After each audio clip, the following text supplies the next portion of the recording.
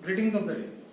In this video lecture for Financial Accounting third of BCom fourth semester, we will discuss the problem related to the balance sheet of an marine insurance company. The link of the question has been provided to you into the description box. By clicking on the link, you can view the question and solution will be discussed by us in this video lecture on the board. Question says that we have been provided with the credentials of marine insurance company for the period ended on 31st of March 2007. Certain things have been provided which are related with the balance sheet of the company. Along with that, 3 adjustment has been given. We have been provided that there are an outstanding claims of rupees 66,000. At the same time, the dividend has been proposed by the management of the company. And third thing, it has been given into the question that the authorized capital of the company is rupees 100 for 10,000 shares, whereas paid up capital is of rupees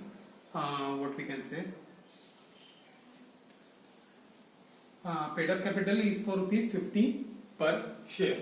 This is what we have been provided into the question with related to the marine insurance company as on 31st of March 2007. So first of all, what we have to do, we have to prepare the pro forma of the balance sheet for marine insurance company. Columns would be similar which we were used to prepare, that is liabilities amount, assets and amount. There would be 4 columns which we need to prepare. So starting with the liability side, with the very first thing which would came into the liability would be the share capital. So we have been provided with the authorized, issued and subscribed capital 10,000 shares of rupees 100 each, that amounted to rupees 10 lakh. We have closed it by double line. Then paid up capital was given into the question of for 10,000 shares by rupees 50 each paid up. Therefore 10,000 into 50 amounted to rupees 5 lakh. This is the first thing which we have to take into the liability segment of the balance sheet of the company. Then second thing would be for reserves and contingencies account. Here we have to take all the reserves. So the very first reserve has been provided is general reserve into the question, amounted to rupees 80,000, which we have to take. Second thing which we have to take, as there are no other reserves, so we would take it as profit and loss account, which amounted to rupees 1,460. 1,460. Remember one thing, here reserve for unexpired risk and additional reserves are not taken. They are taken into the third head, that is balance of funds and account, where first thing is reserve for unexpired risk, which has been provided into the question for rupees 7,25,000, whereas as additional reserve has not been given, hence we have not taken the same into our account.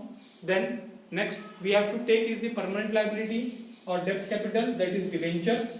Again the debentures are not been provided into the question, hence we have marked it as nil. Then lastly we have to take what are the loans and advances or outstanding liabilities of the company. So the very first thing is the company has proposed a dividend of 8% from its current profit to its shareholder. Therefore proposed dividend, how we have calculated is 5 lakh into 8%, 5 lakh into 8%, that is 40,000. Then outstanding claims has been given into the adjustment for rupees 66,000, we have taken it. Then amount due to reinsurers, it means that what amount we have to pay due to, remember very closely related.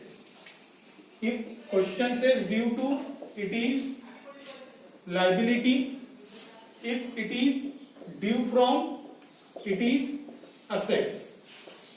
Closely related word, so mark it properly because the difference would be of double. So amount due to reinsurance amounted to rupees 80,000, taken into the liability. Lastly sundry creditors 24,700.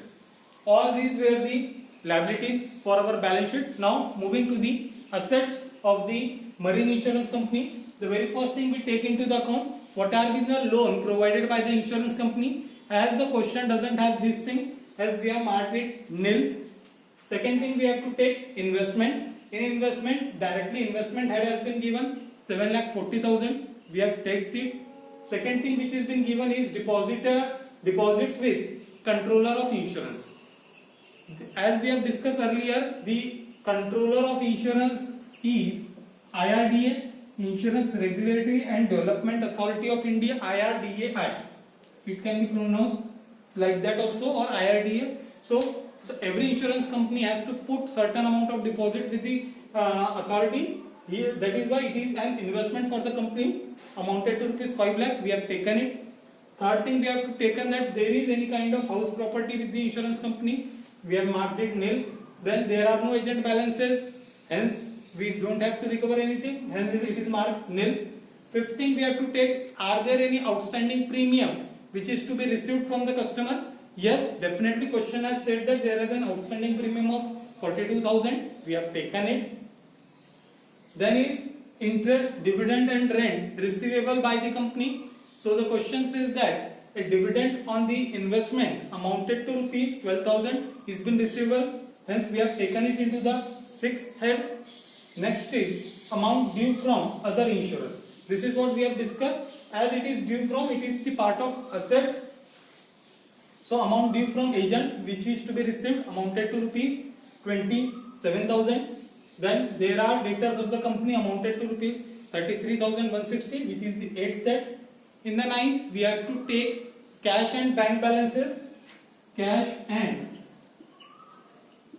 bank balance. So here cash in deposit account amounted to rupees 2 lakh, which we have taken. Along with that, there is an entry of cash at bank, which is of rupees 10,000, which we have taken here. Then lastly is the other accounts.